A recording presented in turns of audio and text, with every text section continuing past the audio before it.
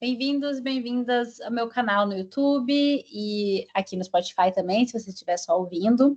Essa é o quarto episódio onde eu chamo amigos, colegas, arquitetos, urbanistas ou produtores de conteúdo para conversar sobre assuntos que eu gosto, assuntos que eu sei que vocês também me pedem sempre pelo Instagram.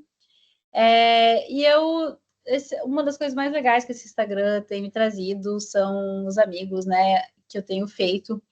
E o convidado de hoje é alguém que eu tenho certeza que vocês conhecem. Ele faz a gente começar a semana sempre bem, mas termina fazendo a gente passar raiva na sexta-feira, contando histórias daquele jeito que só ele sabe fazer. Esse convidado é o Lusca Fusca. E eu convidei ele para a gente conversar sobre patrimônio, mas talvez não na maneira como vocês pensam, provavelmente, quando a gente fala sobre patrimônio. O Lusca é morador da Cidade de Deus, no Rio de Janeiro, e ele vai falar um pouco sobre essa visão de patrimônio a partir da periferia, a partir da favela, além de outros vários assuntos que vão se relacionar aqui. Mas a gente começa essa conversa conversando sobre algo que o Lucas me falou, que é a vontade dele de fazer algum mestrado, né? E aí eu começo perguntando de onde vem essa ideia de fazer mestrado e que temas que você tem, que ele comentou comigo que ele tem muitas ideias para trabalhar, mas ele ainda não conseguiu, né, fazer com que elas se encaixassem na academia, né? Então, eu vou começar pedindo para ele falar um pouco sobre essas ideias, de onde elas vêm, quais elas são, e aí a gente desenrola a conversa a partir disso. É que eu tenho uma política assim de vida meio diferente, porque dentro da periferia a gente vai percebendo com a vivência que não existe esquerda e direita, existe o povo. Uhum. Independente de esquerda e direita, ninguém vai entrar aqui. Então Uhum. é como se eu falo que a cidade, o pessoal sempre diz que a cidade de Deus é uma cidade dentro da cidade, mas na verdade é um país dentro da cidade, porque a gente tem próprias leis, a gente tem próprios costumes, e não só a cidade de Deus, todas as periferias eu acho que são micro-países dentro do Rio de Janeiro. Tu nasceu aí? Eu nasci, cresci, eu me mudei, teve um intervalo que minha mãe se divorciou e eu passei por 15 outros bairros aqui do Rio de Janeiro, a gente pulava assim, de casa em casa. E aí, durante a faculdade, eu voltei para cá, porque foi durante a pandemia, né? E aí, eu já tinha plano de fazer projetos aqui, porque eu cresci dentro de ONGs. Eu fui violoncelista de orquestra social, então meu pai trabalha com ONG, ele dá aula de futebol desde que... Ele deu aula de futebol no Japão, e aí ele pegou essa vivência, trouxe para cá, e começou a dar aula em periferias, né?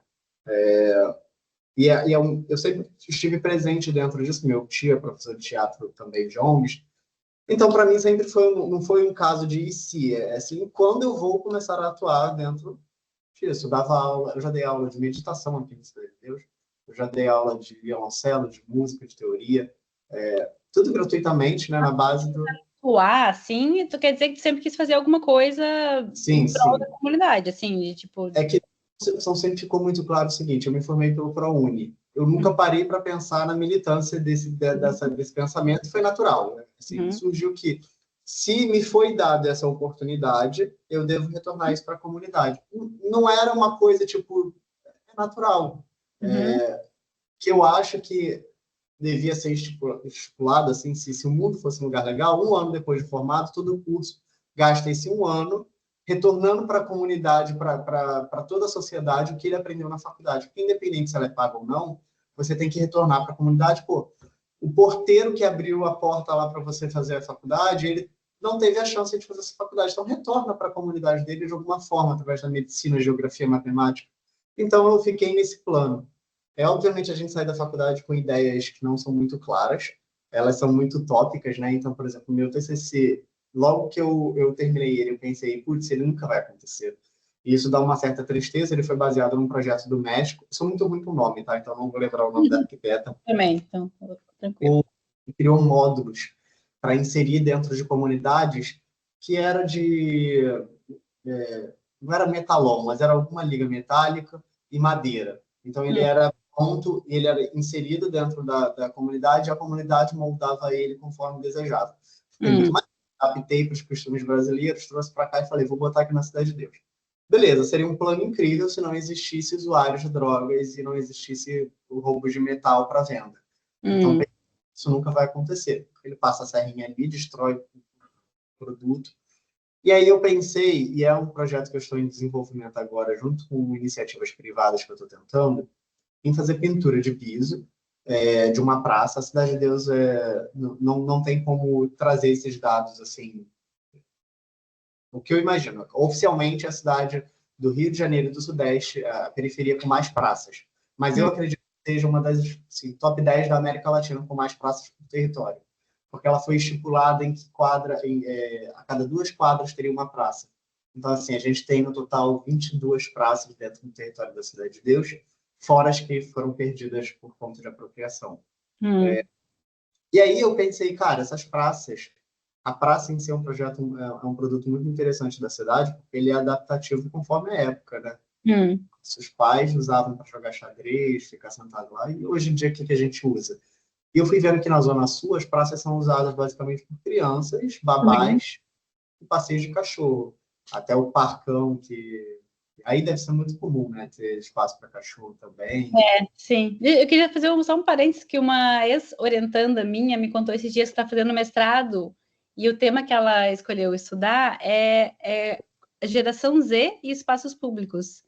Então, como a geração... Eu achei maravilhoso o tema, assim, porque é bem isso que tu tá falando, assim, é completamente diferente a maneira que as gerações vão usando, né? E ainda onde esses espaços estão também muda completamente, assim. Não, totalmente, porque quando a gente fala de uma pessoa que tem tudo dentro de casa, o espaço público ele é um espaço de menor importância.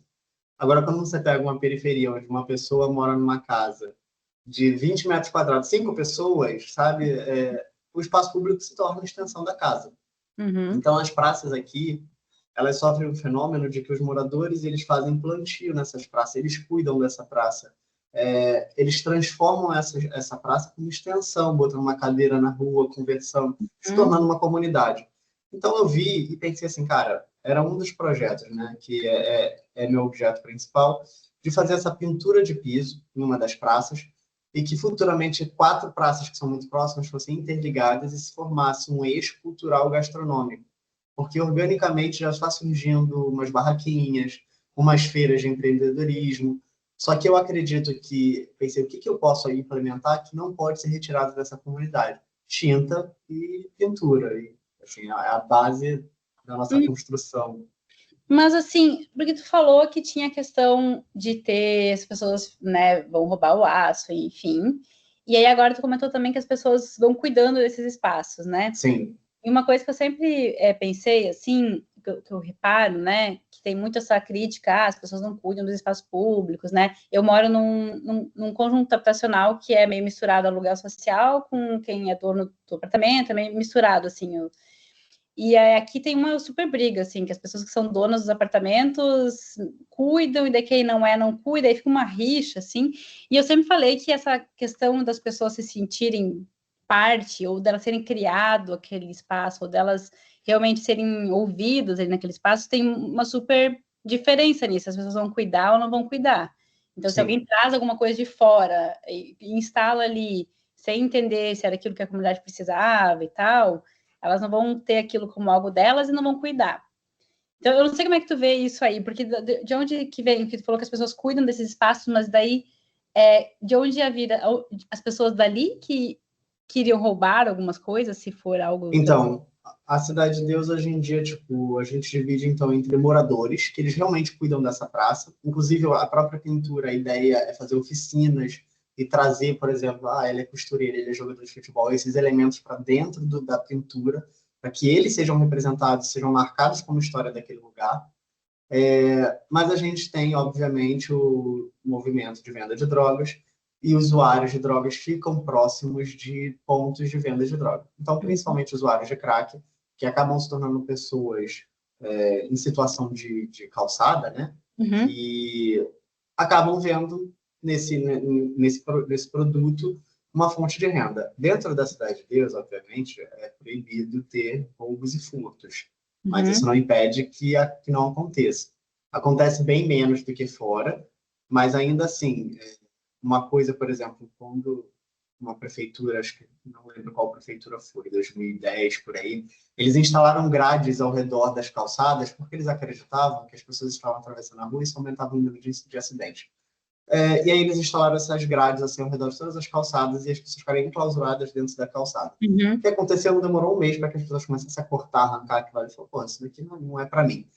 E, obviamente, muita gente arrancou para vender também. Então, uma coisa é não roubar morador. Agora, a prefeitura, a cidade, as implementações do governo não são lidas como uma coisa que tem que ser respeitada. Pois é, mas isso não é porque justamente não tem esse diálogo e parece realmente uma coisa de fora, tipo assim, né? Com certeza. A prefeitura chegou ali, conversou com as pessoas, entendeu o que elas precisam e tal, né? Tem esse processo ou não tem? Porque eu acho que isso faz muita diferença, tá? Acho que tem bastante pesquisa que mostra isso, assim, também. Eu sinto até um ar de revolta, por exemplo, quando eu fiz meu TCC, eu organizei reuniões aqui com pessoas para entender os objetivos dela e adaptar o meu projeto ao que elas precisam, não ao que eu queria, né? Por exemplo, eu queria botar cinema, sabe? De aqueles cinemas de cápsula lá que bota o projetor.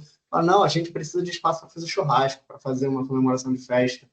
Então, fui adaptando. Só que eu acho que se perde a noção dos limites. Por exemplo, quando eu comecei a falar, as pessoas começaram, não, que a gente precisa de saúde.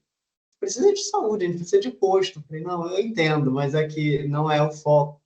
Então, acho que coloca tudo no mesmo globo, sabe? Então, se a prefeitura, às vezes, vem até com uma boa ideia, eles começam a debater, não, mas a gente precisa de saúde, de trabalho, de escola, de creche.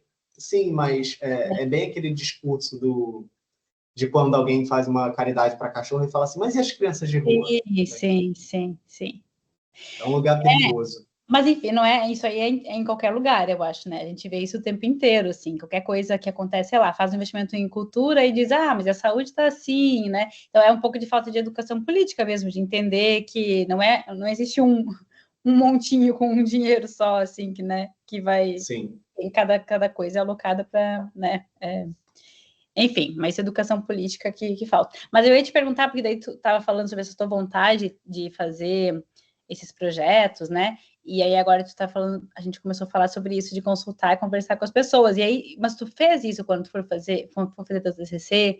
Ou nessas tuas outras ideias, assim, tu pensou ou tu fez esse tipo de consulta, assim, para entender? Ou tu acha que veio muito da tua cabeça de estar estudando arquitetura e de tu achar o que seria bom, assim, a partir da tua visão? É que tu é morador também, né? Então, um pouco Sim. assim... Antes de fazer arquitetura, eu fiz 3 anos de museologia. Então, em museologia, a gente estuda muito antropologia, que é uma coisa que eu sinto muita falta na grade de arquitetura. E eu tive ótimos professores de antropologia e se tornou um princípio meu a observação. Então, eu sentava nessas praças que eu não falava nada no início. Eu ficava só anotando o que essas pessoas estavam fazendo. E eu comecei a registrar uns conceitos junto com a minha orientadora, da Jane Jacobs, né? Que é os olhos da cidade, os olhos, acho que são os olhos... Na rua, né? De ter olhos na rua. Isso, exatamente, os olhos da rua, é isso mesmo. E realmente, assim, eu fui vendo que as pessoas, elas criavam aqueles conceitos que eu lia dentro da literatura, estavam acontecendo ali na cidade, e o ato de observar, de se calar e observar, que me trouxe essa percepção. Então, depois de observar, fiz minhas anotações, eu acho que eles vão querer isso, consulto os moradores individualmente, porque eu acho que no individual eles acabam explorando informações que aí entra até a parte de psicologia, né, que a gente também devia ter um estudo, porque eles vão soltando informações que podem ser traduzidas em outras, e interesses próprios, só que quando eles estão no coletivo, eles se sentem, às vezes, intimidados em falar de interesses próprios para não parecer egoístas. Então, eles já falam de coisas mais amplas. Então, eu fiz essas 3 observações, esses 3 pontos, a observação sem fala, o contato frente a frente e o coletivo. E aí eu peguei isso tudo e fiz a base do que eu imaginava que eles iriam precisar com base nisso. Obviamente, assim, as necessidades se modificam conforme o tempo. Isso foi em época de pós-Covid, então muitas das coisas eram relacionadas à saúde, existia muito medo em volta de se reunir, foi reflexo do próprio tempo, né? Mas acredito que hoje seria totalmente diferente. Mas a ideia é que o que eu observo, assim, que se tornou até uma paixão nesse ato de observar, É que eu imaginava, como morador que nunca utilizou essas praças, que essas praças não tinham, de certa maneira, uma utilidade prática no dia a dia. Mas eu fui vendo que elas têm uma rotina viva muito diferente de uma casa, porque o usuário da manhã não é o usuário da noite, que não é o usuário da madrugada. Eles não se comunicam, mas ao mesmo tempo eles se percebem, porque o lixo que é deixado de madrugada às vezes vira o esporro da manhã, que vira a preocupação da tarde. E é um ato de pertencer à cidade muito louco, né? Assim, você pensa em coletivo dentro de um objeto que a prefeitura, de 4 em 4 anos, vem dar um tapinha ali na decoração, e se for muito lá para dentro da Cidade de Deus, a gente entra na selva, porque passa pelas barricadas, a prefeitura não vai entrar. E talvez, e aí é interessante, que as praças da beira de rua, não necessariamente pela prefeitura cuidar, são as praças mais bem cuidadas. Cara, tem uma praça aqui que é surreal, é uma moradora que ela era artista plástica e ela decidiu que a casa dela não era suficiente para ela expor a arte dela. Então ela juntou uns moradores e fez oficina de fazer vaso de planta. A praça parece assim um quintal de uma casa. Você se sente muito bem lá. Ela é toda bem cuidada de uma maneira até ditatorial. Se você sentar nessa praça e você não for um morador, vai ter alguém te observando. E se você demorar muito e fizer qualquer besteira, vai chegar alguém em cima de você. Que Não é é uma rua da Jane Jacobs completamente. Exatamente, mas em um nível mais agressivo, assim, é um nível de... Existem placas espalhadas, não pode fumar maconha aqui, não pode jogar... Cara, é um nome que eu nunca tinha ouvido falar, um jogo de carta que é muito local aqui, não pode jogar, porque é carta e isso gera aposta. Então, assim, quem determinou isso foram os moradores. Não foi o governo, não foi o poder paralelo, foram os moradores. Então, mas eu achei interessante que eles cuidam da maneira deles. Obviamente, a próxima geração pode não se importar tanto, mas Não, mas é que é exatamente isso que eu estava falando, né? Se tivesse sido, sei lá, a prefeitura, vou fazer uma praça aqui, vou botar umas artes, vou botar os negócios lá. Aí talvez as pessoas iam roubar, iam, sei lá, depredar, fazer, né? Mas como é uma coisa que veio de dentro, veio dos moradores, assim, ela funciona, né? As pessoas cuidam. sim, o poder público ele perde esse lugar de respeito, né? Como se fosse uma coisa que vem e passa, porque anos e anos de descaso.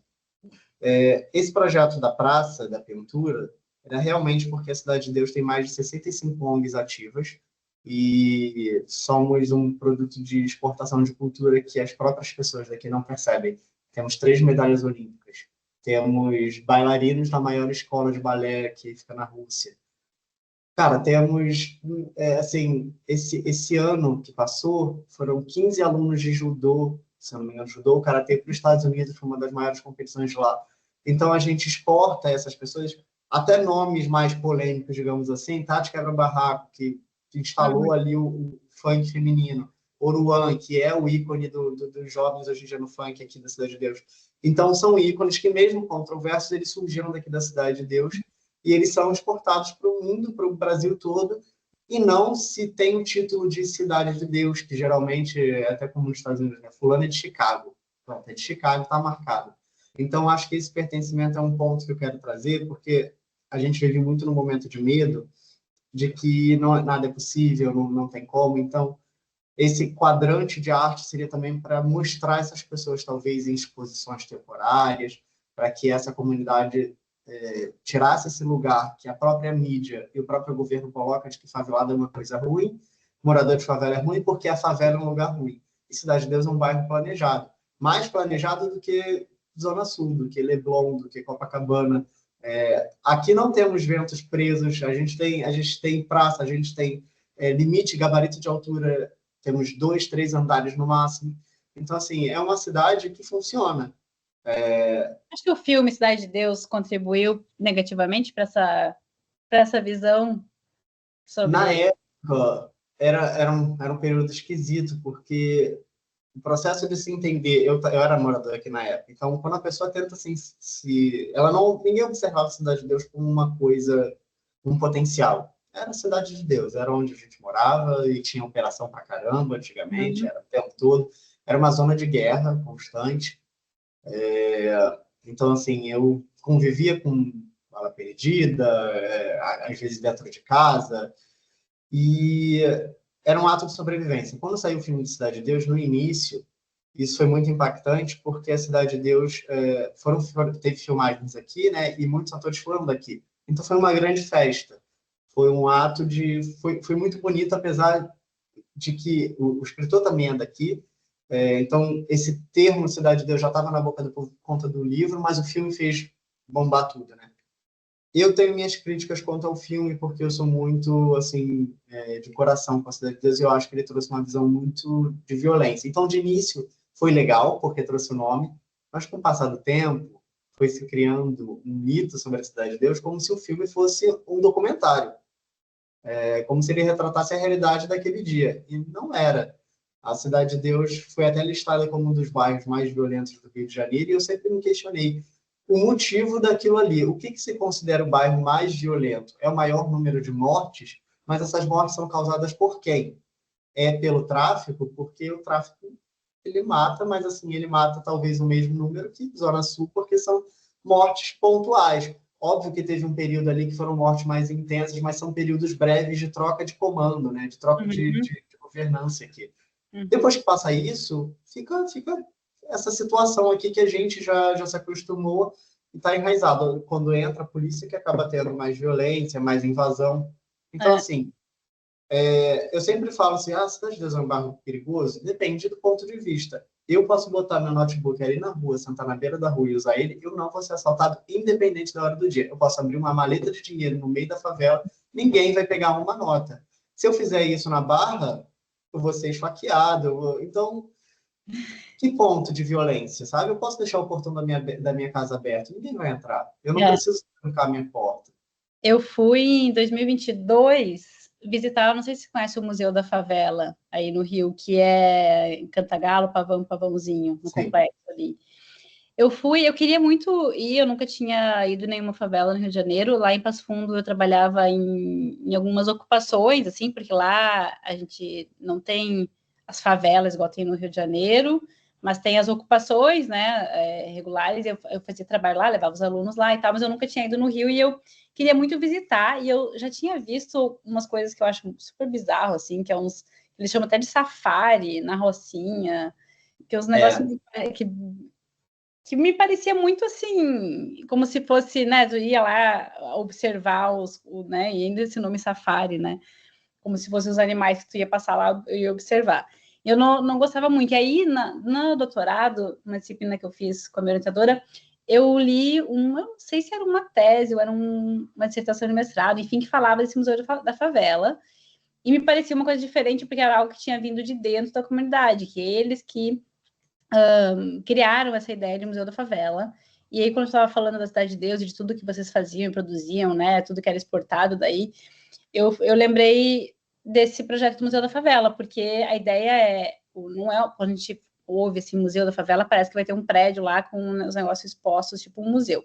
Mas não, a ideia era justamente, o que eles fazem são uns passeios guiados, né, durou acho que umas 4 horas o passeio que eu fiz, uma guia, que é uma moradora, né, dali e tal, e ela vai nos mostrando várias coisas, e tem também umas artes, né, nas paredes, assim, e eles vão mostrando, eles querem mostrar mesmo o que a favela é, né, porque realmente as pessoas não têm muita ideia, e o que me chamou a atenção é que ela falou que a maioria das pessoas que vão visitar são gringos, são americanos e tal, tanto que fui eu, minha irmã e uma amiga, e as crianças na rua vinham falar inglês com a gente. E achavam que a gente era gringo, porque era o normal deles, era eles verem gringo visitando. E as pessoas, os brasileiros, não vão visitar. E eu saí de lá assim, super, né? Tipo, as pessoas deveriam visitar, os brasileiros deveriam visitar, justamente para ver que a favela não é isso que, enfim, que passa na TV ou em alguns filmes, né? E que tem muita coisa lá. Enfim, é uma cidade, como tu falou, outro um país, né? Tanto que na minha cabeça eu não sabia nem que tinha todo o comércio que tinha, assim, dentro. É realmente uma cidade, né?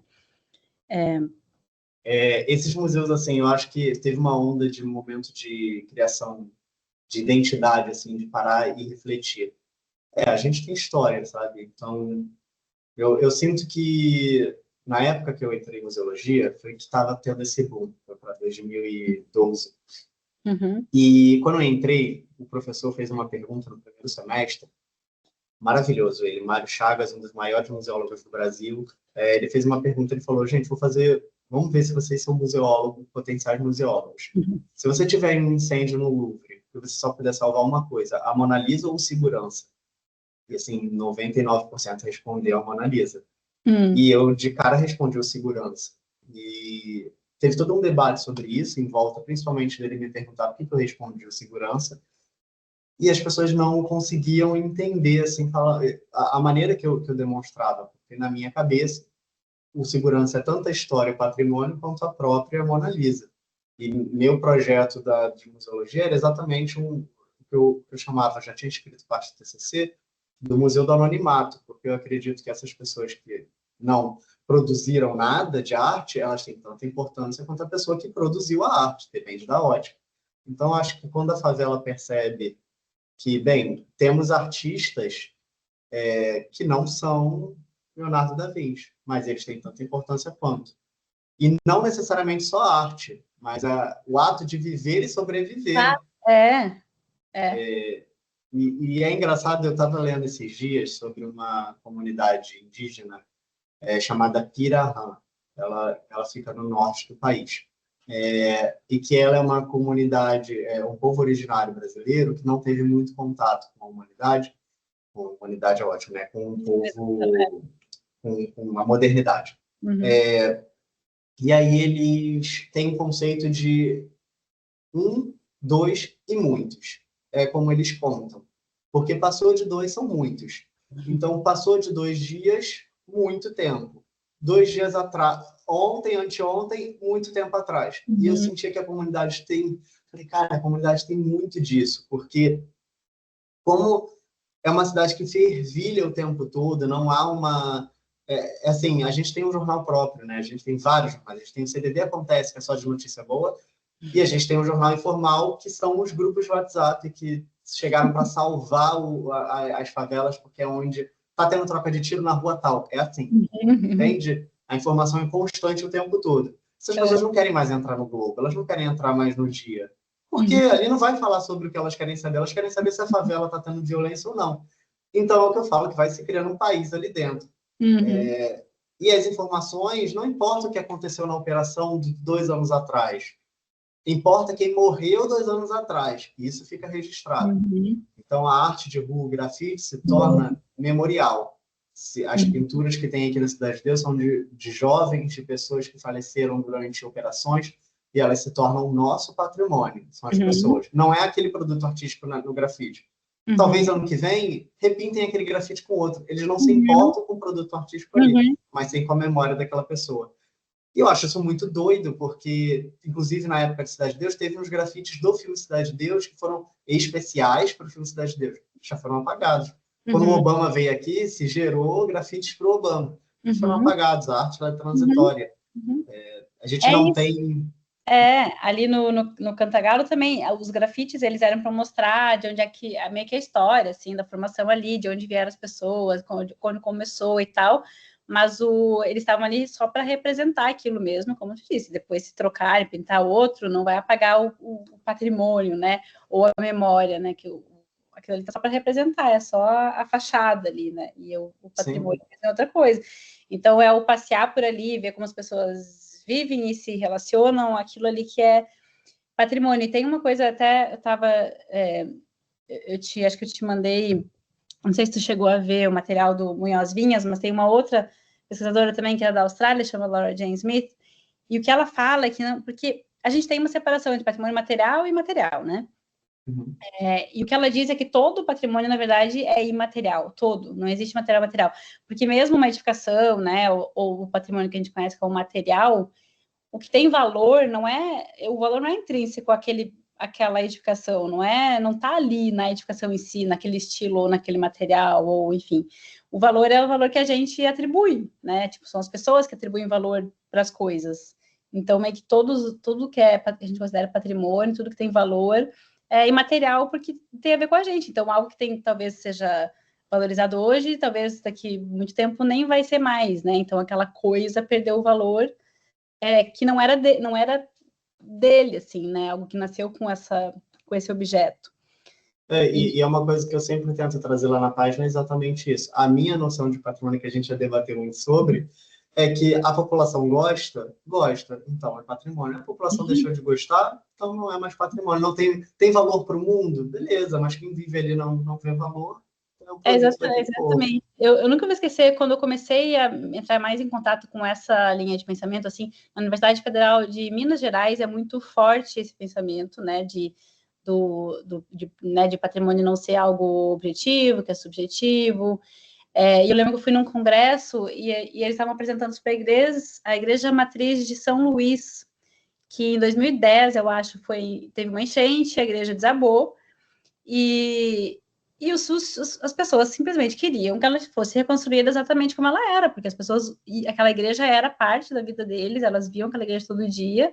E eu lembro que a pessoa que estava apresentando o artigo falou que viu na TV, assim, uma pessoa que estava, né, um fiel que estava ali, assim, olhando para aquela igreja demolida e pensando, tinha uma igreja aqui e agora não tem mais. A pessoa estava assim, pasma.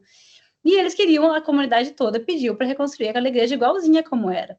E aí tem aquele debate com os técnicos, né, do patrimônio, que eles dizem, não, a gente não é para reconstruir como é, que isso é falso histórico, né, aquela questão toda. Mas naquele momento ali, era tipo, aquele patrimônio era daquelas pessoas ali, elas queriam daquele jeito, e não era porque querem um estilo ou outro estilo, mas queriam que aquela igreja ainda estivesse presente naquele espaço, né?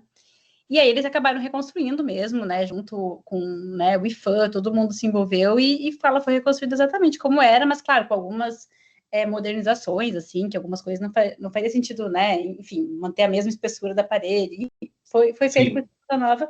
Mas o importante para aquela comunidade é que eles enxergassem aquela igreja que estava sempre ali. Eles não queriam, né, lembrar que um dia ela foi para o chão.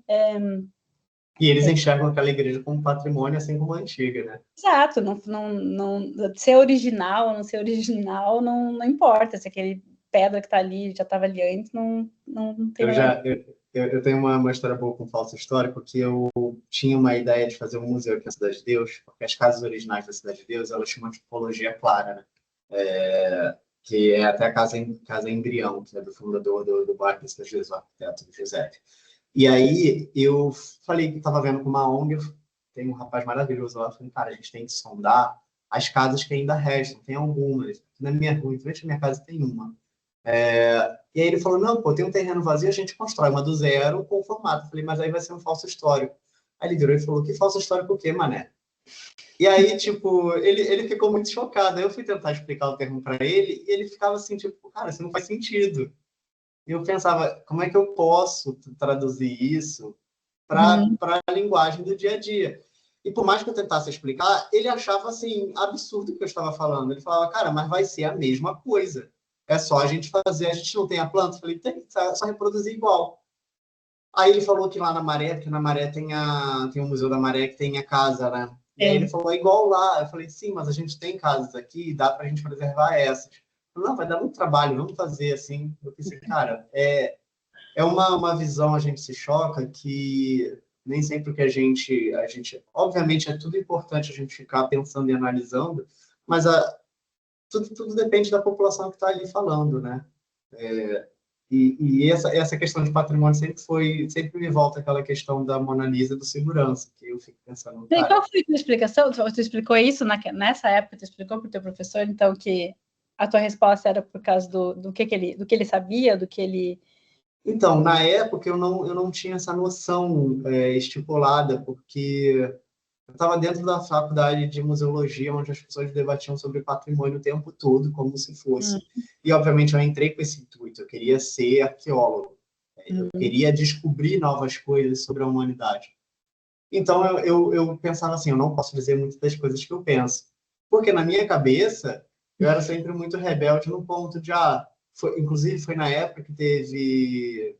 Eu estava na faculdade na época que teve o incêndio lá do Museu Nacional, e eu tinha o acervo, eu tinha 2 semanas antes fotografado todo o Museu Nacional. Só que eu salvei num HD que até hoje eu não abri esse HD. Então eu tenho todo o acervo do museu. E eles ficaram pedindo, coitados, mas eu não tinha como entregar, porque tinha outros documentos meus lá. E eu ficava pensando assim, cara, é louco, mas eu ficava, quando passava na TV, eu pensava, será que alguém se machucou? Eu pensava, obviamente, no patrimônio, mas eu ficava chocado que a vida, se ela tem um valor que modifica. Se eu tivesse, talvez, um famoso ali, esse valor pesava mais. Mas como pode ser uma pessoa que não tem tanta importância? Então, eu ficava sempre muito chocado que, tipo, as pessoas criavam lutos na faculdade, às vezes por obras, por monumentos, e nunca pelas pessoas que, às vezes, faleciam naqueles atentados também, ou catástrofes. E aí eu saí de museologia pensando um pouco nisso, pensando, cara, acho que não é meu caminho, porque se me derem a opção, aquela coisa do trilho, destruir todo o patrimônio ou salvar as pessoas dessa cidade, eu destruo o patrimônio eu mesmo, eu pego a marreta e destruo, não tem problema nenhum com isso. Apesar de amar, apesar das pessoas poderem até se chocar por conta do meu conteúdo no Instagram, eu me importo muito com o patrimônio, mas eu me importo muito mais com que essas pessoas lidam com esse patrimônio. E depois de lá, eu fui para a produção cultural, porque eu falei, produção cultural deve ser uma visão mais humana. E aí eu fui para a produção cultural e eu fui para a produção cultural sempre com uma ideia, sempre com uma ideia muito fechada. Eu falei, eu quero produzir música clássica dentro de periferia. E aí eu cheguei lá e eu encontrei uma agressividade com o meu tema muito pesado por parte dos professores. Eles falam, você quer botar música clássica dentro da favela? A favela já produz o samba, já produz pagode, funk, a gente tem que produzir, ressaltar o que a gente produz, não a música da Europa. Eu falava, mas tem música brasileira clássica, música erudita, ela não precisa ser um produto europeu, ela pode ser uma criação nova. Foi daí que saiu aquele seu vídeo maravilhoso tocando baile de favela? Foi um protesto de entender que não é porque é um instrumento clássico que ele tem que ser, sabe, traduzido só para música clássica. E aí eu saí de lá mais revoltado ainda. Falei, não quero mais saber de patrimônio, de sociedade, de nada. Vou fazer gastronomia. E aí eu me meti num curso de pizzaiolo. Gente, mas peraí, quantos anos tu tem? Porque tu conta as histórias, parece que tu tem, tipo assim, 60 anos. Eu tenho 30. Mas é porque tudo... enquanto eu estava na orquestra, eu estava fazendo tudo isso. E aí nesse curso de gastronomia, de pizzaiolo, ele durou 3 meses, eu acho. Foi durante o hiato entre Enem e ProUni. E aí eu estava assim, vou fazer gastronomia, porque aí eu me largo dessas pessoas e dessas ideias, eu me foco só em produzir arte através da comida. E eu detestei, porque tinha que trabalhar em pé. E aí eu falei, cara, é muito cansativo. E aí minha mãe falou, por que você não vira arquiteto? Só que a arquitetura era para mim sempre um problema por conta do THE. Eu não queria fazer nada na faculdade que exigisse THE, porque para mim eu ia estar reforçando esse estereótipo da faculdade de só entra aqui quem teve acesso a essa aula. E eu sou extremamente contra o THE, porque eu acho que ele é excludente pra caramba. Tanto que eu não fui para música por conta disso. E aí eu vi o ProUni e falei, cara, eu vou fazer em faculdade pública, porque cansei de fazer em particular, porque cansei de faculdade pública. Os discursos que eu esperava na faculdade pública eram muito mais população, bora ir lá na favela fazer.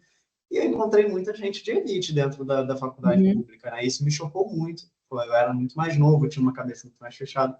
E aí, quando eu fui para particular, eu encontrei dentro da arquitetura uma coisa muito doida, que eu entrei em faculdade primeiro no IBMR, que era uma faculdade assim, particular, 2000 e pouco, um curso de arquitetura, com desconto virava 900, estava dentro ali tipo, da classe média conseguir. E tinha uma visão. Depois eu fui para o IBMEC, que é mensalidade 3.000, 4.000, sem possibilidade de desconto, e eu encontrava a elite de verdade ali, que eu achava que sim, só existia em filme. E aí eu entro falando de favela nesse lugar e eu encontro, às vezes, até com cabeças abertas assim, mas eu encontro, de certa maneira, uma coisa que acaricia até o nosso ego e fala, cara, é uma exclusividade aqui, ninguém sabe do produto que eu tenho.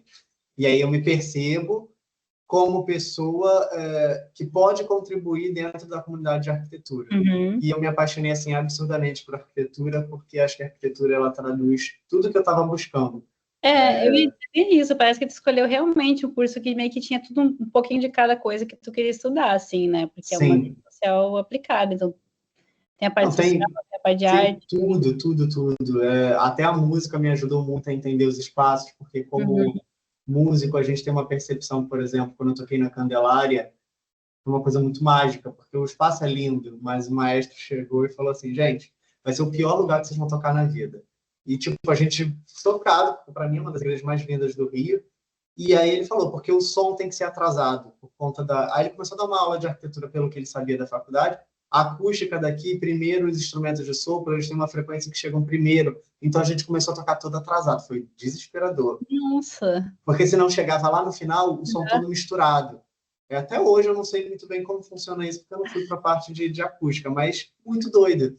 Eu fiquei, cara, arquitetura, e nisso eu já estava em arquitetura. Arquitetura é mágico, assim. Tipo, só que ao mesmo tempo eu pensava, cara, arquitetura é tudo, sabe? Eu chegava naquela conclusão de que às vezes é até perigoso o arquiteto falar arquitetura é tudo, vão me meter em tudo. Mas não, eu pensava, a Cidade de Deus produz arquitetura. E aí eu lembrei do meu avô, que eu sempre falo dele em entrevista, que ele queria fazer arquitetura. Estou embolando todos os assuntos, mas no final faz sentido.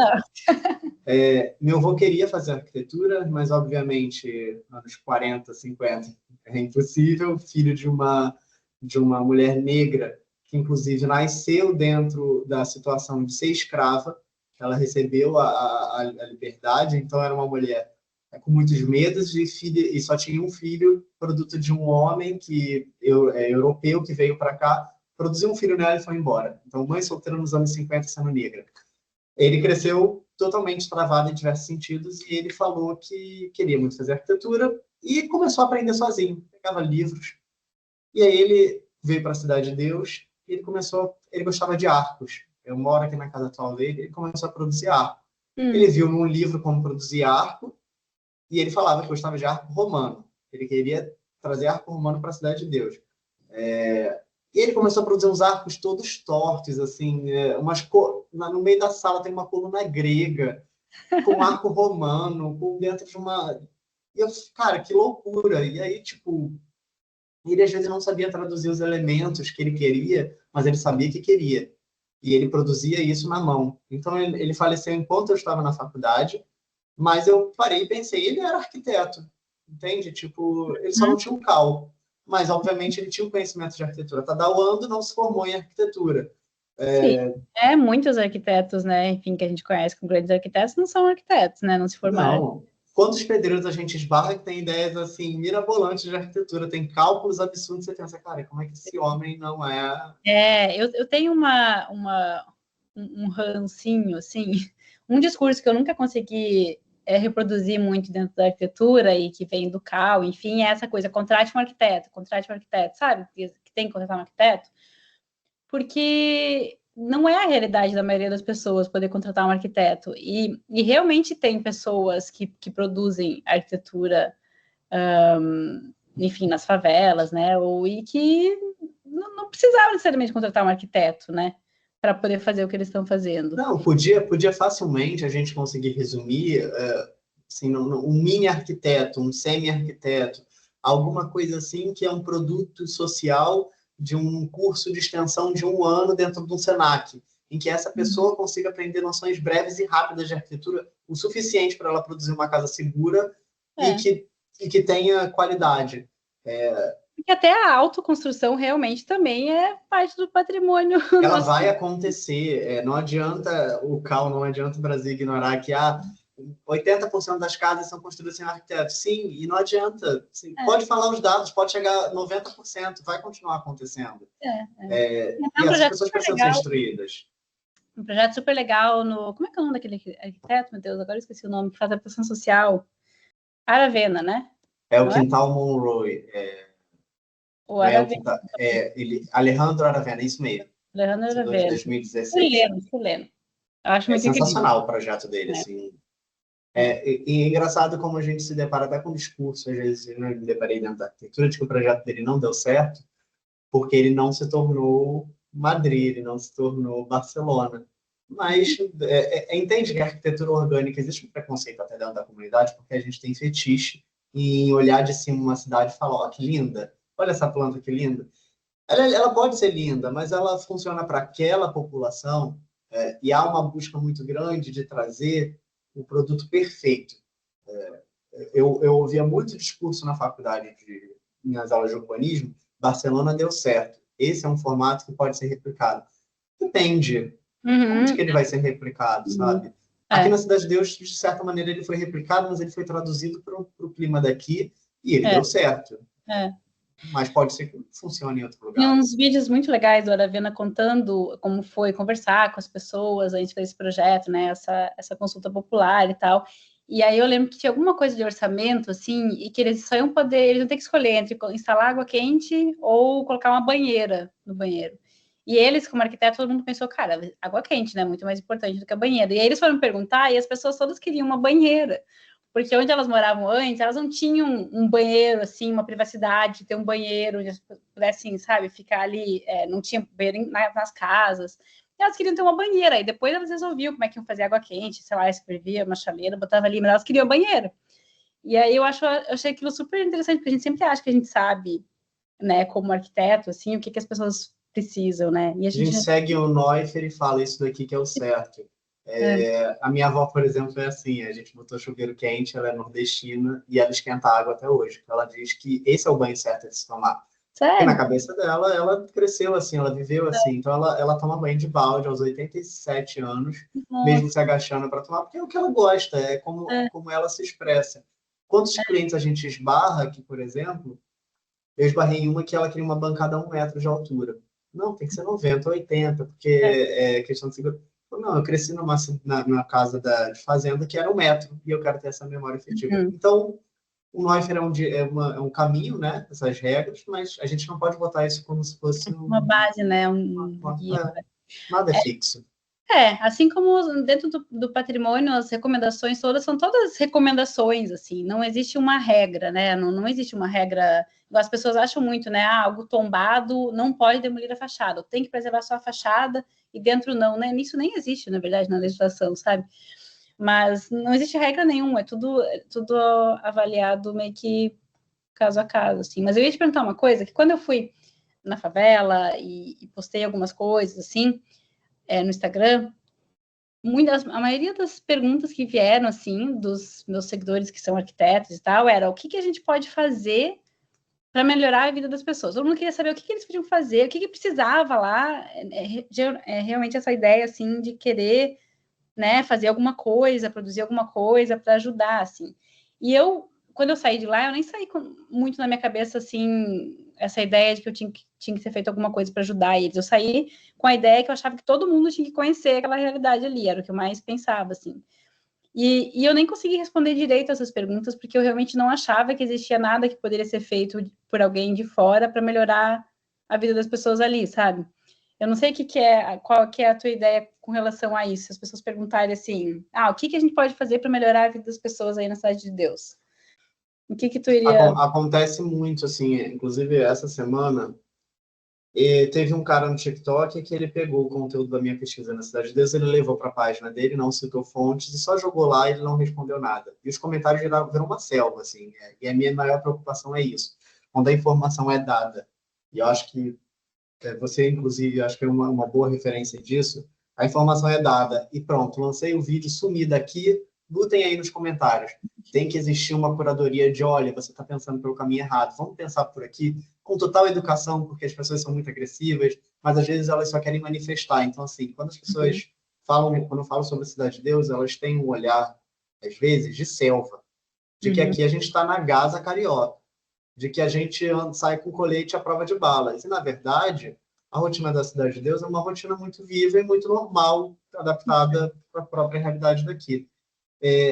Mas o que acontece? Até aqui existe a gente chama da Zona Sul da Cidade de Deus, que é quanto mais próximo da rua principal, as casas estão de boa, ninguém está precisando de nada, tem estrutura, tem saneamento, luz. Mais para trás é como se fosse o filme O Poço. A gente vai descendo, descendo, descendo, até chegar num lugar na Cidade de Deus em que as crianças nem roupa têm. Elas andam, às vezes, peladas pela rua, tem porcos, tem estrada de terra. Então, o que a Cidade de Deus precisa depende do nível de que a gente está falando. Isso geralmente em toda favela, quanto mais em cima, mais precária vai ser a situação, porque não acaba não chegando.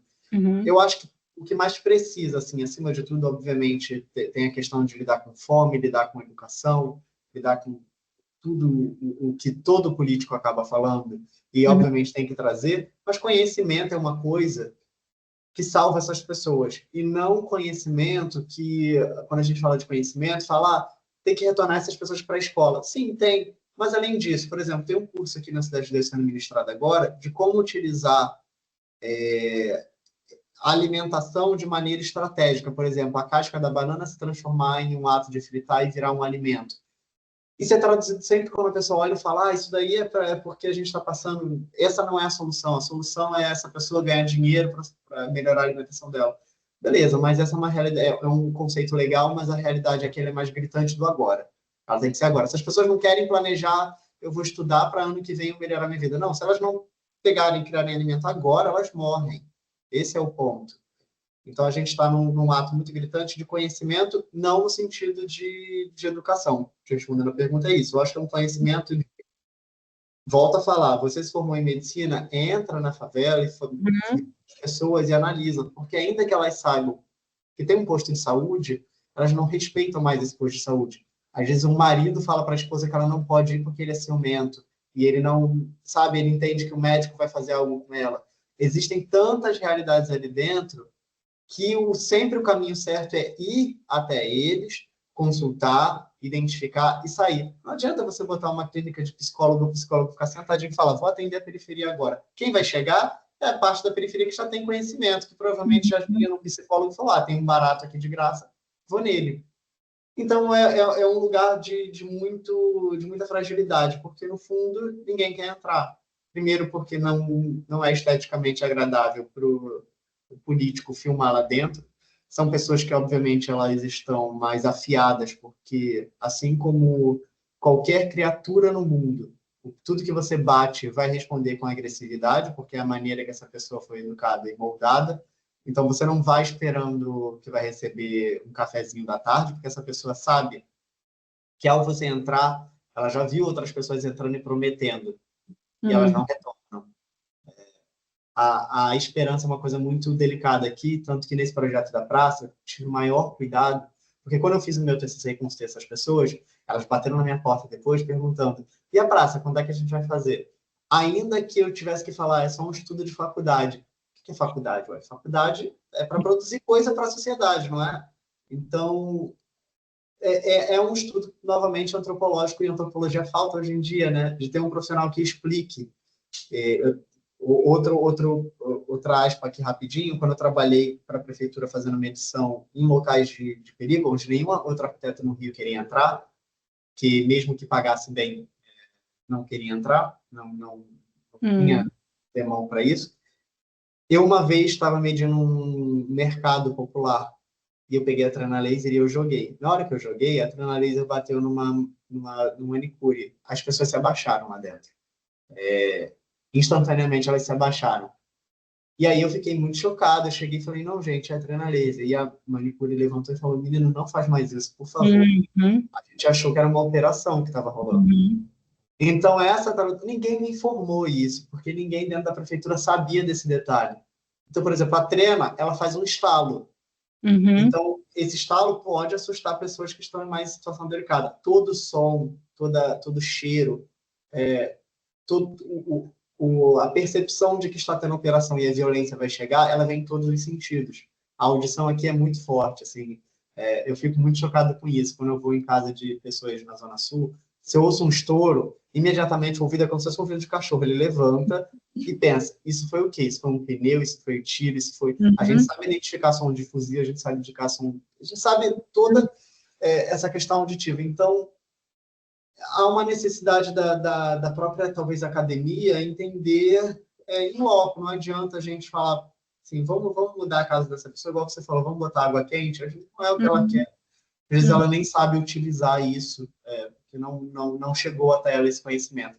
Você lembra de uma vez que teve nas redes sociais uma manifestação muito agressiva falando assim, tá com a casa no tijolo, mas está com uma TV de 50 polegadas. Nessa época, a gente estava fazendo uma pesquisa aqui na Cidade de Deus, pela ONG, para entender por que essas pessoas tinham TVs tão grandes em casas que não estavam acabadas.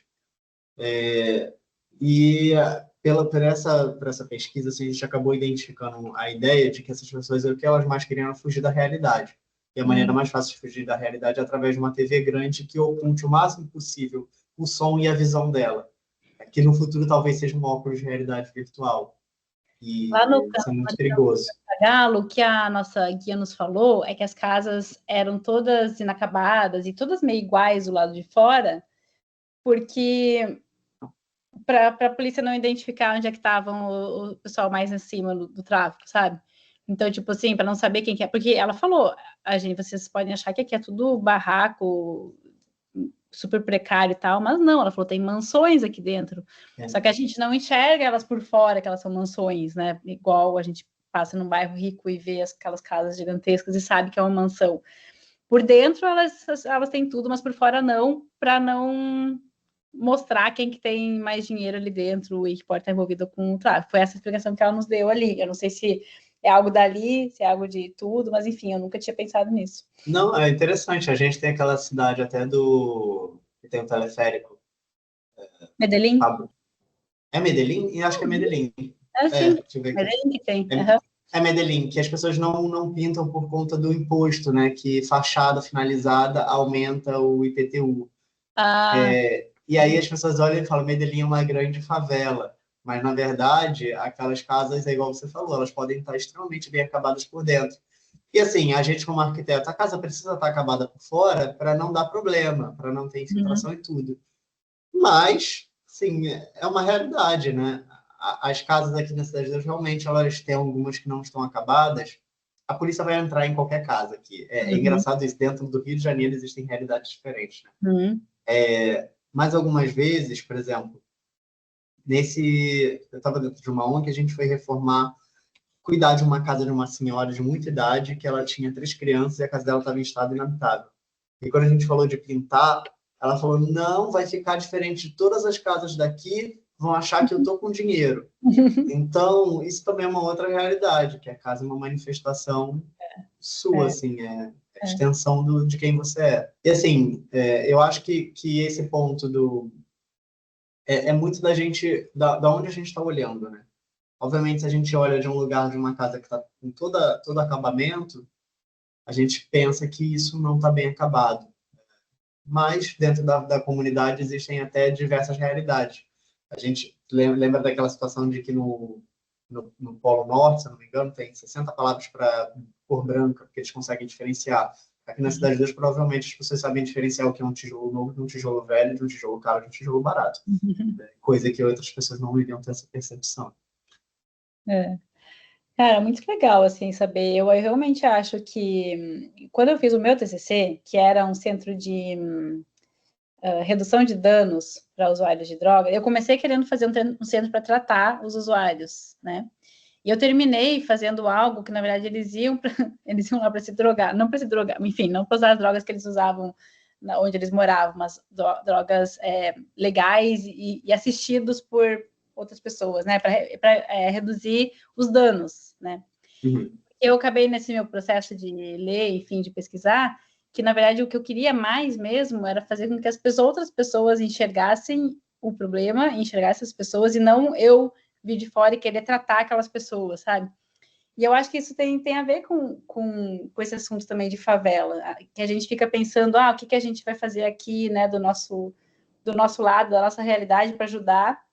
E, na verdade, o que eu acho que a gente tem que fazer é entender mesmo, as pessoas enxergarem as realidades diferentes que existem no Brasil, que são muitas, muitas, muitas, e qualquer política, enfim, quando a gente fala de urbanismo, de planejamento e tal, a gente tem que levar em conta todas essas realidades, porque, na verdade, os problemas, tu falou ali, né, que dentro da Cidade de Deus tem a parte que é melhor, tem as partes que são mais pobres, e é isso, como tu começou falando disso, né, que é um país inteiro ali, porque são os mesmos problemas que... Não, e é engraçado que quando você vê matéria assim, intervenção, pintamos parte da Cidade de Deus. Vai ser na zona sul da Cidade de Deus, não vai ser lá dentro. Que é E igual. provavelmente lá dentro também existe diferenciação. Uhum. Então, assim, quando a gente separa pobre, rico e classe média, dentro disso existem várias micro-administrações até a gente chegar num ponto onde realmente são as pessoas que estão em situação de extrema precariedade e que são invisíveis para todo mundo, que se tem um entendimento muito negativo quanto a isso. Um outro ponto que eu acho importante quando a gente fala de patrimônio, dentro de a relação da comunidade, eu fiz uma pesquisa pela FAPERJ, eu tinha 16 anos na época. e aí eu tive que fazer umas entrevistas aqui, para entender por que as pessoas da Cidade de Deus não estavam dentro de locais, não da Cidade de Deus, em diversas favelas. Por que elas não estavam dentro de espaços culturais como museus e outros espaços, né? E a gente chegou a uma conclusão de que, assim, aí depois a gente teve um específico da Cidade de Deus alguns anos depois, 2018, 2019, que eu acho que já tinha a Cidade das Artes, aqui do lado, na Barra da Tijuca, é um projeto de um francês, é um espaço gigantesco, maravilhoso, e novamente se retornou essa pesquisa, por que essas pessoas não estão dentro da...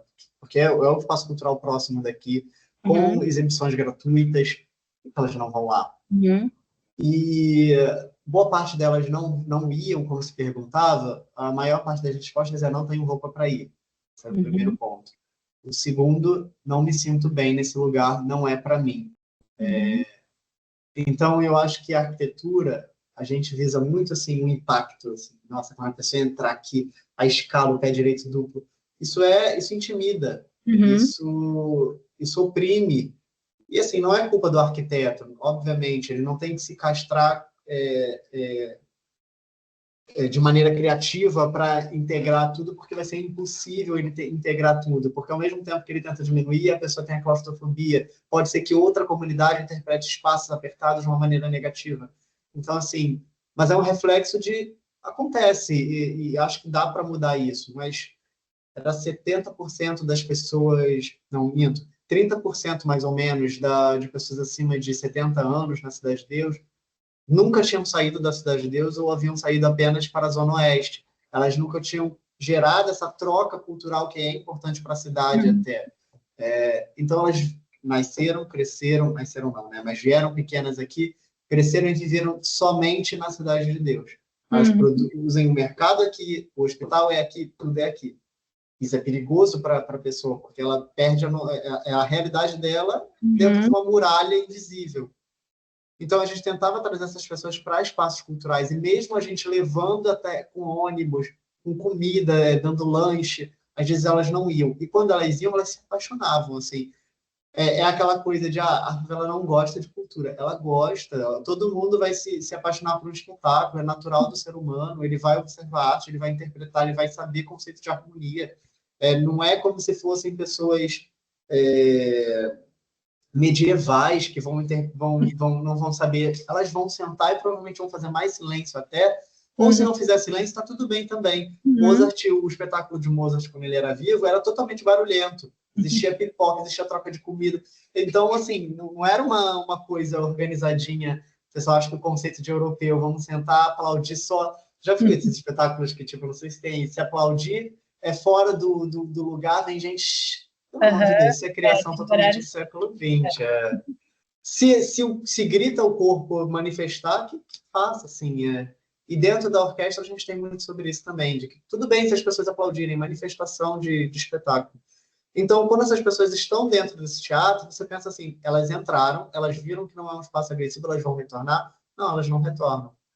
Porque talvez, aí é uma interpretação minha, então, um juízo de valor, eu acho que o fato de toda a curadoria do ônibus, do lanche, de certa maneira, parece que elas estão sendo levadas novamente por alguém superior. O ato de ir sozinho parece ser muito assustador, sabe? Tipo, sair de casa, falar assim, vamos lá numa exposição, sair de casa, pegar um ônibus, ir até a exposição e talvez poder encontrar um ato de racismo, um ato de olhares tortos para a roupa, pode ser muito assustador e intimidador.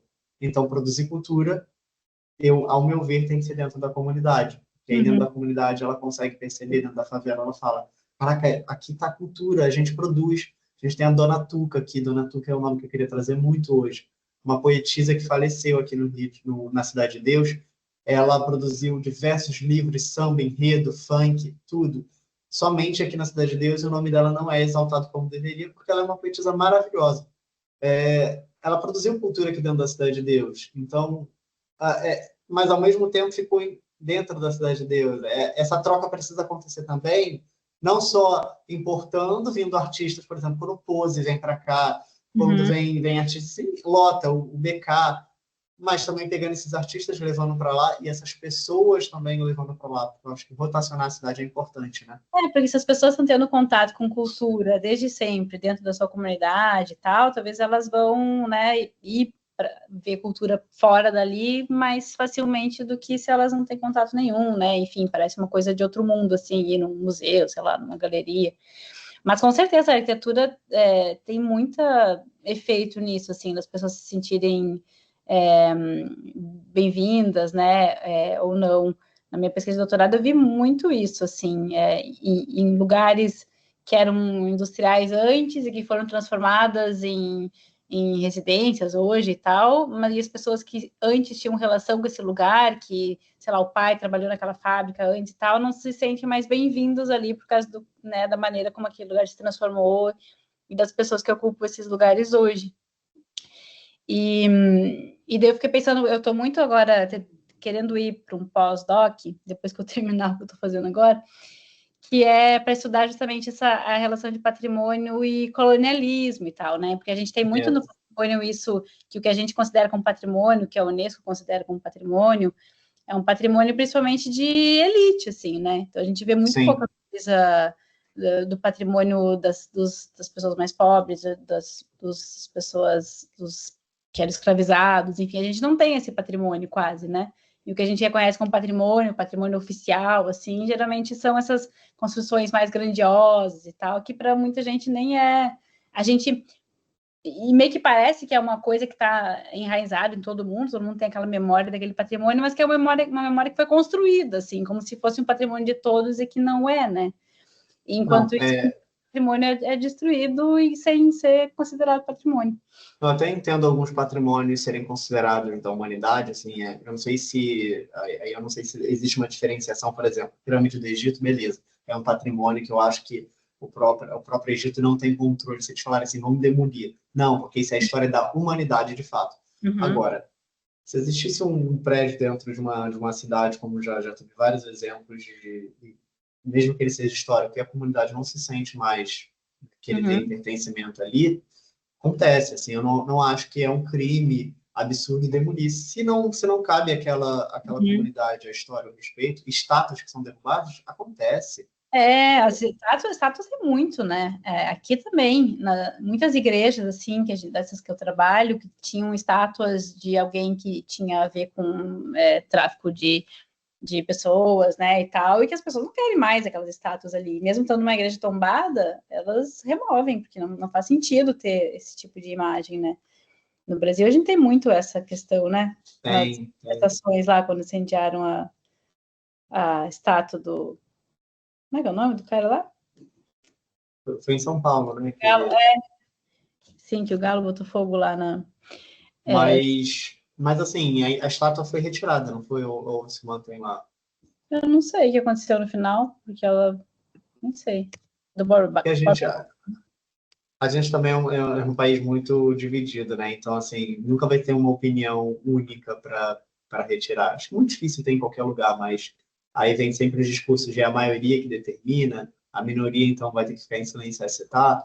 Mas eu acho que é aí que entra a arquitetura de dialogar com todas essas informações e falar, gente, vocês entendem a ideia de retirada desse patrimônio, o que significa para vocês? E principalmente colocar as pessoas para pensar, porque eu imagino que esses assuntos são muito sérios para tomarem decisões instantâneas. Então, é o que eu sempre tento apresentar aqui na Cidade de Deus.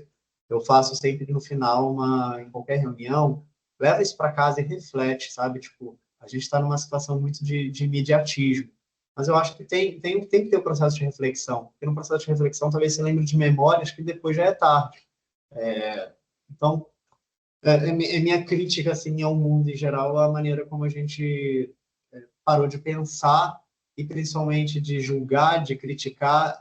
Quando eu faço, por exemplo, o tribunal, eu vejo muito comentário do tipo não posso ter opinião. Você pode, você deve. Ah, mas isso daí pode ser que alguém goste. Beleza, critica mesmo assim. Inclusive na arquitetura, o ego é tão grande que às vezes a gente se coloca num lugar de que não pode ter críticas.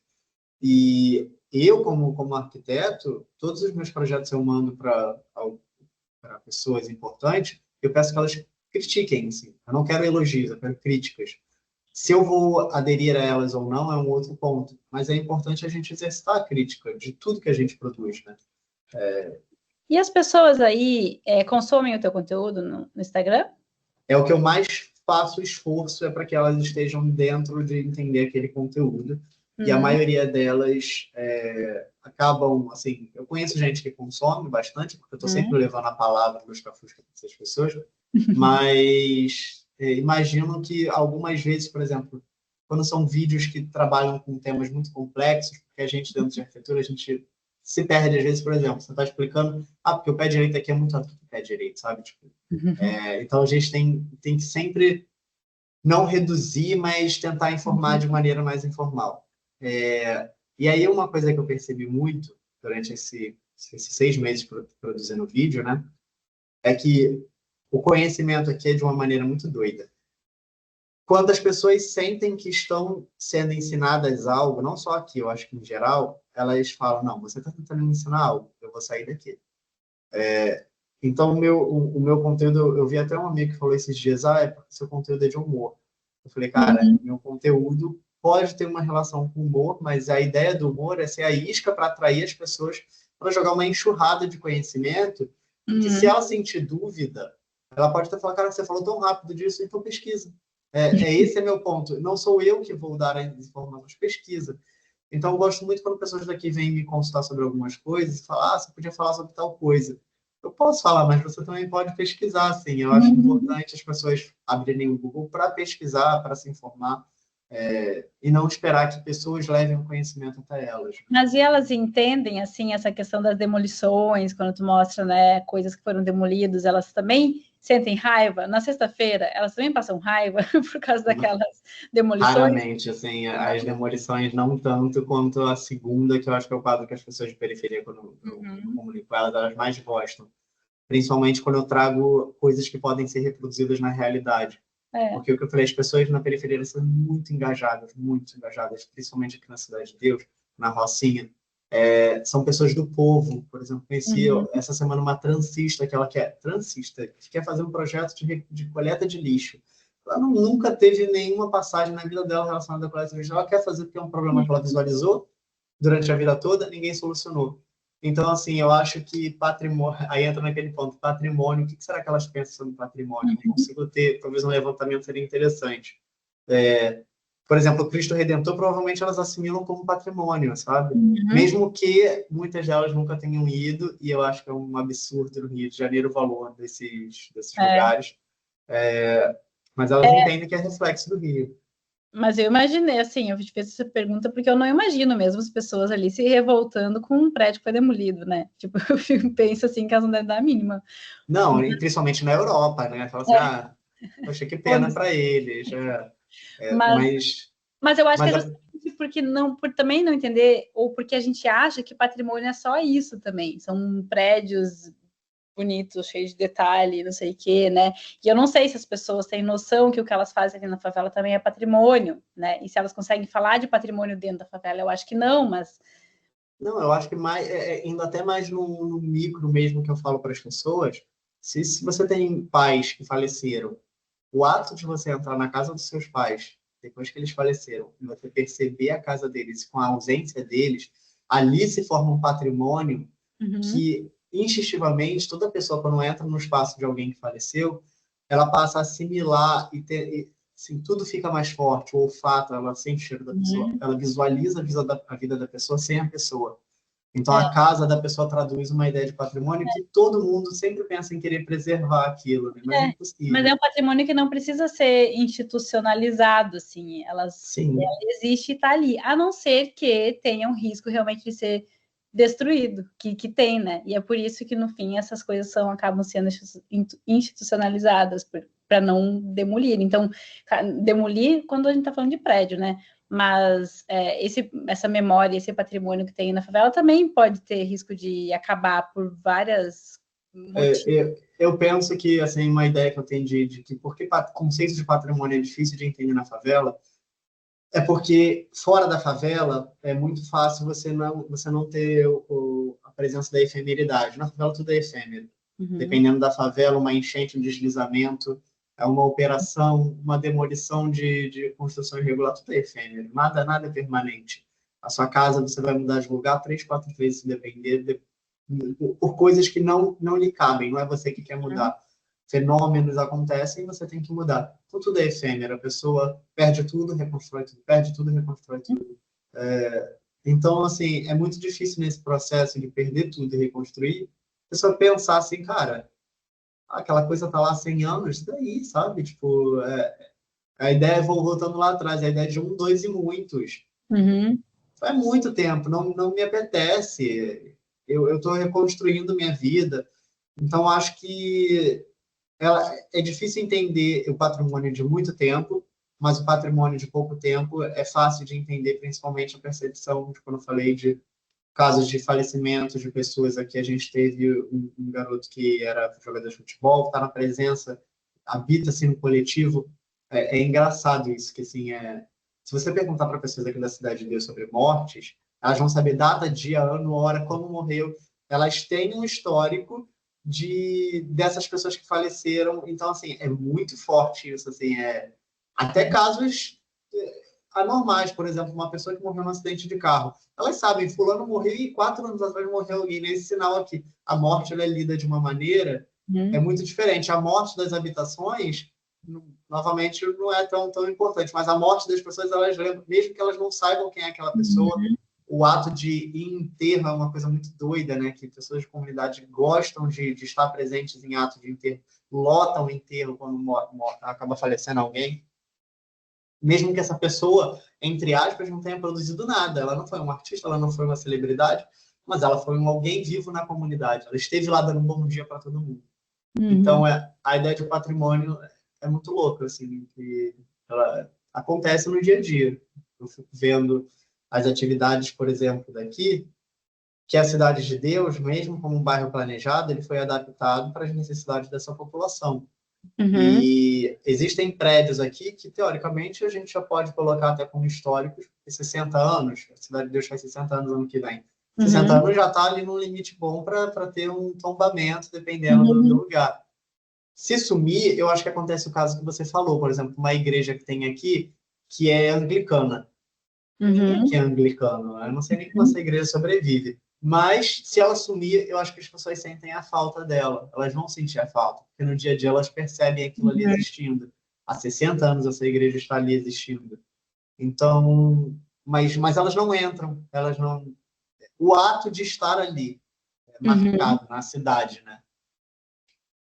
Então as pessoas também elas conseguem reconhecer os patrimônios materiais também, né, nos lugares, porque faz sentido para elas aquela edificação que está ali, mesmo que ela não seja arquitetônico, super.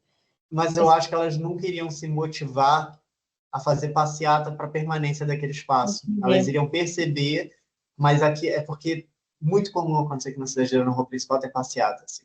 Cada 2 meses tem uma passeata pela morte ou pelo desaparecimento de alguém. Isso, aí, novamente, isso acontece. Mas, assim, nossa, tal prédio que era muito importante para que vai sumir. Não vai rolar passeata, vai rolar uns cartazes aqui, ali, boas, isso por ONG. Então, o espaço ele pode se adaptar, vai ser um lamento. A gente tem uma casa aqui na Cidade de Deus, que é uma casa do Barão de Jacarepaguá. Ela fica em cima de um morro. É uma casa colonial. Com certeza ela deve ter uns 85. Foi antes da Cidade de Deus existir, mas ela está dentro do nosso território. Essa casa, ela está lá como um farol. Ela fica em cima de um morro, do único morro na Cidade de Deus, e de várias partes da cidade você consegue ver só aquela casa pontuando em cima do morro. Quando você pergunta, as pessoas sentem até curiosidade, mas como aquela casa nunca foi aberta, porque ela continua sendo privada, elas entendem. Aí eu acho que se essa casa saísse, elas sentiriam muita falta, mesmo que elas nunca tenham entrado lá, porque nunca foi aberta ao público. Mas elas não sabem, talvez, por que elas sentiram. Elas não sabem que aquilo é colonial, elas não sabem a história daquilo ali, elas não sabem que foi do Barão, mas elas têm aquilo ali como um farol. É um ponto de referência, né? Que é super importante Exato. nas cidades. E é sentimento de pertencimento mesmo, assim, de tu chegar ali, tu ver aquilo ali, e tu sabe que tu está no teu lugar, algo que tu viu a vida inteira. Acho Né? que ponto de referência é uma boa palavra, até para definir patrimônio. Meu avô, ele era ponto de referência aqui na rua, Quando falavam, depois do senhor que fica sentado no portão, já vi Então, ele estava sempre sentado ali. Quando eu falo que onde eu moro, as pessoas falam, ele que ficava no portão sentado, sim, era ele, sabe? Então, isso é uma ideia de patrimônio também, sabe? Estava ali presente no dia a dia dessas pessoas. Mas você tem vontade de falar, porque eu lembro que uma vez a gente conversou de patrimônio, sobre patrimônio no Instagram, e aí tu falou de talvez fazer uma cartilha e tal, mas de que, como que tu acha que trazer esse tema de patrimônio iria ajudar alguma coisa na comunidade? Ou talvez nem seja interessante falar sobre esse assunto, ou não precise, por que será que tu teria vontade de falar sobre patrimônio aí? Eu acho que é importante a ideia do patrimônio no sentido, por exemplo, a gente tem poucas casas que restam do formato original da Cidade de Deus, igualzinho do filme, temos algumas. Essas pessoas passam por essas casas todos os dias e talvez não saibam a importância delas. E na maioria das vezes, as pessoas que moram nessa casa, elas não manteram a casa com a ideia de patrimônio, elas manteram porque elas não têm dinheiro para crescer essa casa. Então é engraçado porque nesse ponto, tipo, é meu sonho comprar essas casas todas e deixá-las permanentes como se fossem pontos de museus para a ONG. Então eu acho que é importante trazer essa espécie de cartilha, que cartilha pode não ser uma coisa física, mas talvez uma palestra, mostrando para essas pessoas que elas estão em um território com muita história e muita cultura. Porque eu acho que isso empodera elas. Eu acho que elas saem dessas palestras pensando assim, caraca, eu moro num bairro que tem história. Então, não é só a Copacabana que tem um ano novo, que tem show da Lady Gaga. Aqui a gente teve presença do Obama, a gente já teve show da Xuxa gratuito, o Lula já teve aqui, a Shakira já teve aqui passeando. Então, assim, é um lugar que tem também uma história megalomaníaca se pensar por esse lado, mas também tem a micro-história. Então, eu penso em uma rotina de palestra para que essas pessoas voltem para casa, não pensando assim, eu vou tombar aquela casa ali. A ideia de tombamento nem seria citada. Eu acho que é um conceito mais longo, assim. Mas no sentido de ela dormir pensando, beleza, aqui tem história, eu tenho história, principalmente. Para elas se sentirem parte daquela história também. Isso realmente é muito, muito importante, né? Para elas verem que elas fazem parte. É um fenômeno que eu não sei se você conhece algum estudioso que já falou sobre, o êxodo de favelas, que é o fato da pessoa ter o mínimo de renda. Ela chega num ponto de renda que ela transcende a favela e ela precisa sair da favela. Ela, às vezes, nem quer, mas ela precisa. É dito no popular, tipo, você já atingiu tal patamar. Escuto muito isso. Nossa, você, arquiteto, continua morando aí, por que não? Sabe? Se tem o transporte, se tem qualidade de vida, tem, obviamente, as operações, mas por que eu não sairia daqui se eu tenho qualidade de vida existindo aqui? Então, existe esse êxodo, ele é muito forte. E isso me assusta, porque aí a favela vai se tornando um lugar cada vez mais de abandono pelas próprias pessoas. Então, as mães ficam felizes em falar, minha filha está tão bem que ela até saiu da favela. E aí, como isso se reflete na mente dessa pessoa? Putz, a sua filha está bem, saiu da favela, mas você não. Então, você não está bem? É isso que acontece na sua mente? Mesmo que essa pessoa habite num lar muito confortável, mas ela talvez não tenha essa noção de que talvez o preconceito do dia a dia, de achar que a favela tem que ser o lugar de sair. Ela nunca é o lugar em que você fica. Eu tenho conhecidos que falam assim, nossa, nem me lembro mais da época que eu morava lá. Então, elas têm essa necessidade de esquecer e, às vezes, até de negar a própria história. Quando fala assim, você nasceu onde? Nasci em Jacarepaguá. Jacarepaguá é acima da Cidade de Deus, não é um bairro de Jacarepaguá. A Cidade de Deus é um subbairro. Então, ela não fala Cidade de Deus. Aqui na Cidade de Deus tem carta que vem escrito Pechincha, Freguesia, Quara. E elas, em vez de falar, elas mostram às vezes a conta e falam, não, eu moro no Pechincha. Ué, isso não é Cidade de Deus, não, é Pechincha. Então, mas existe... até para arrumar emprego, né? Que as pessoas mudam o endereço e tal. Exatamente. É um conceito muito... Obviamente, numa entrevista de emprego isso pode ajudar, porque a pessoa pensa, vai ficar presa em casa por bala, por operação, por tiroteio.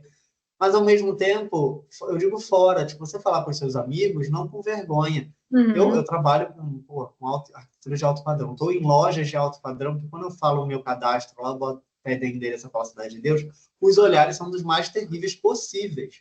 Assim, seu escritório fica lá? Sim, fica. Inclusive, estou no meu escritório agora.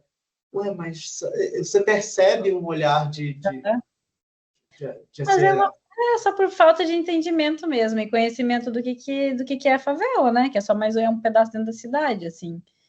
Mas ao mesmo tempo eu não quero que essas pessoas que morem na Barra, nos lugares mais nobres, vejam a Cidade de Deus como um lugar de morada, porque aí a gente entra numa gentrificação bizarra. É É, muito delicado, né? Eu quero é, que elas entendam como, olha, inclusive ela é muito bem localizada, a Cidade de Deus. Talvez seja o sonho da prefeitura, uhum. dependendo de quem esteja na prefeitura, que isso daqui vire um bairro nobre, porque está do Isso lado da é, linha amarela. eu estava pensando nisso, porque é aí que entra esse risco desse patrimônio desaparecer, porque enquanto aí, né, tem lugares que estão, eu não sei como que é, eu acho que não é o caso, é que eu tenho as ocupações lá de Passo Fundo na minha cabeça, né, que são lugares que foram ocupações irregulares, então eles estão em risco sempre de simplesmente mandarem eles sair de lá e construir prédios e deu.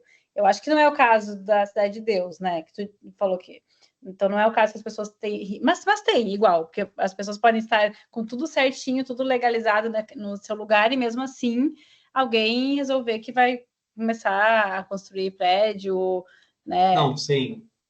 Aqui a gente tem um gabarito de altura, eu não sei se. Eu não parei para ver se ainda continua a norma de três andares, né?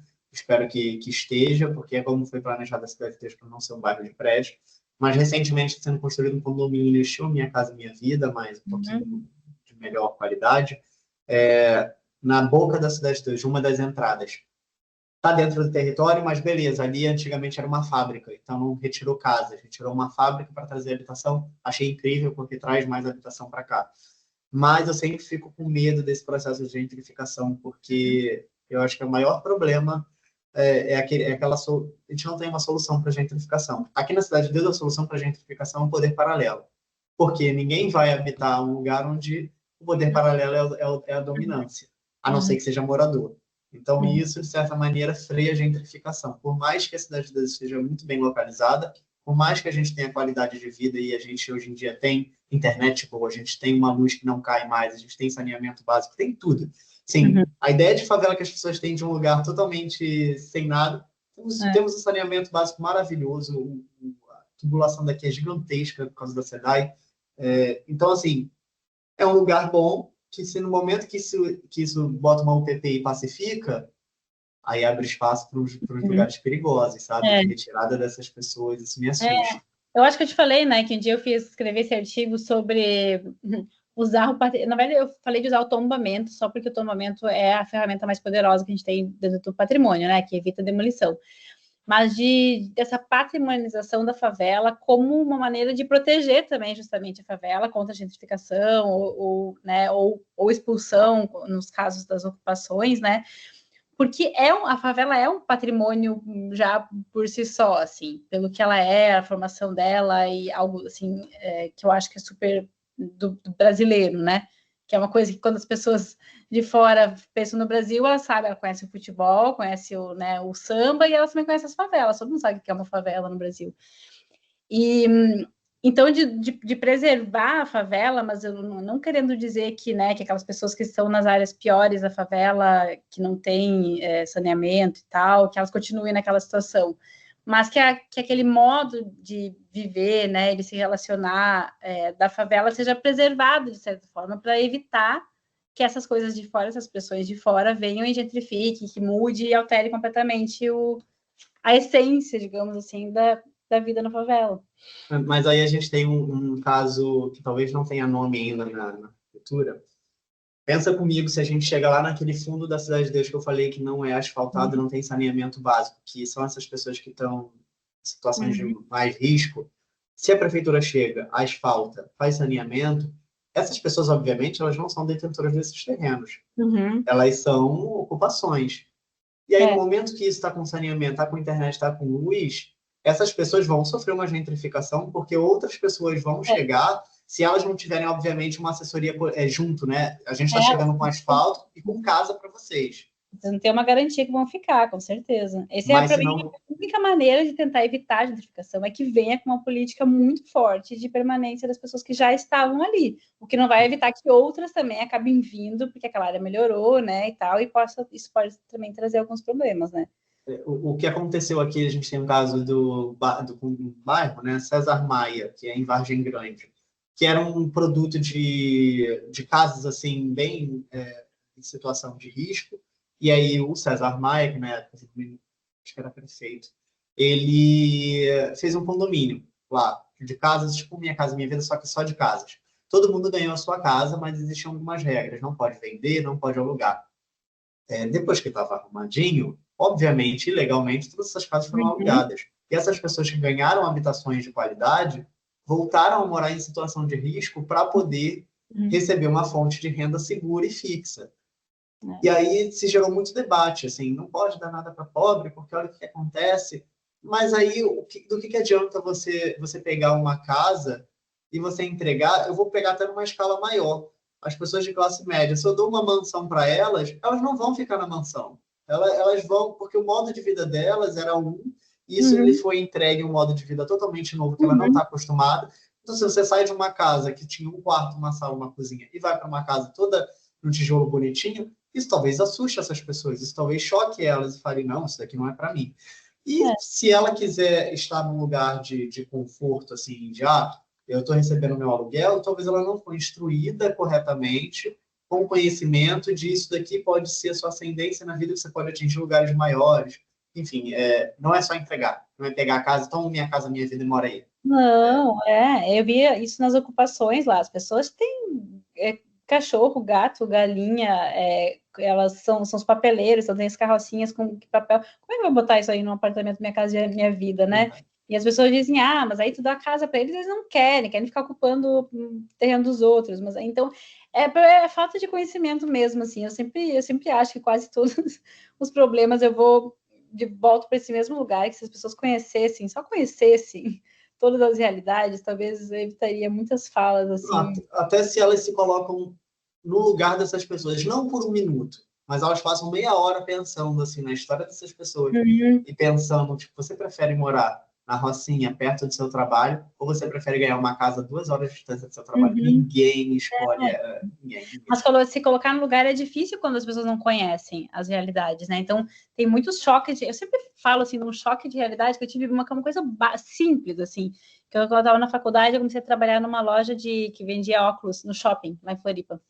E aí eu trabalhava com um menino, assim, super jovem, e ele estava terminando o ensino médio. E eu falei para ele, tu vai terminar o ensino médio, né? Que faculdade tu vai fazer?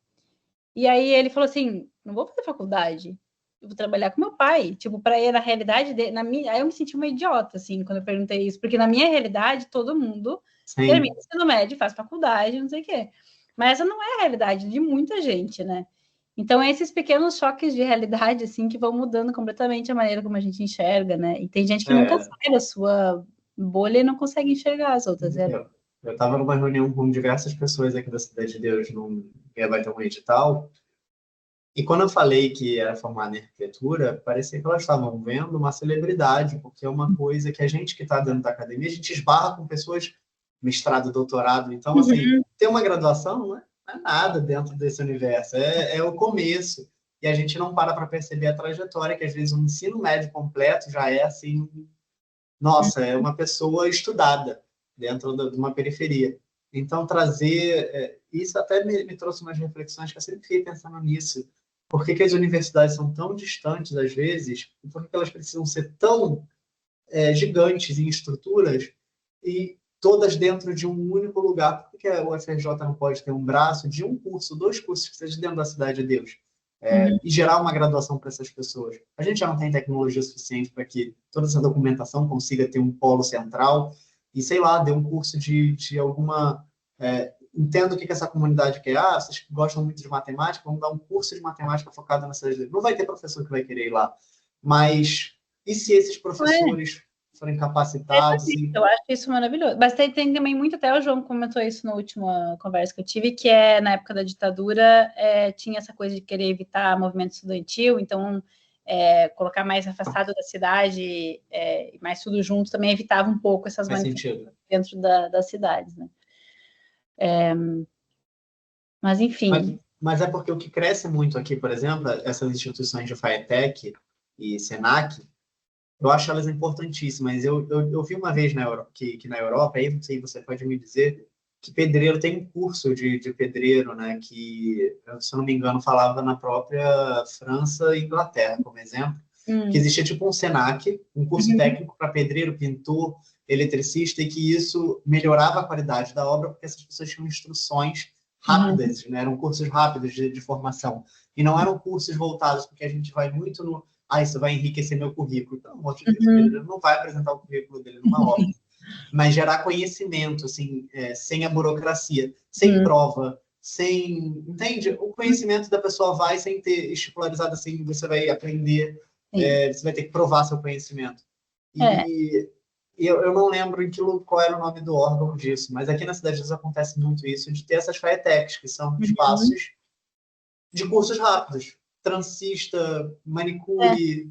O que eu já ouvi, assim, conversando com assistente social e tal, é que a gente fala de uma forma muito simples, assim, como se fosse, né, vamos fazer vários cursos profissionalizantes, mas também, de novo, sem entender muito bem algumas realidades que algumas pessoas não conseguem nem acompanhar um curso desse, por falta de educação básica, assim, né? Então, para a gente pensa como, né, que isso solucionaria muitos problemas, mas o que elas contam é que eles tentam fazer curso, eles não conseguem acompanhar.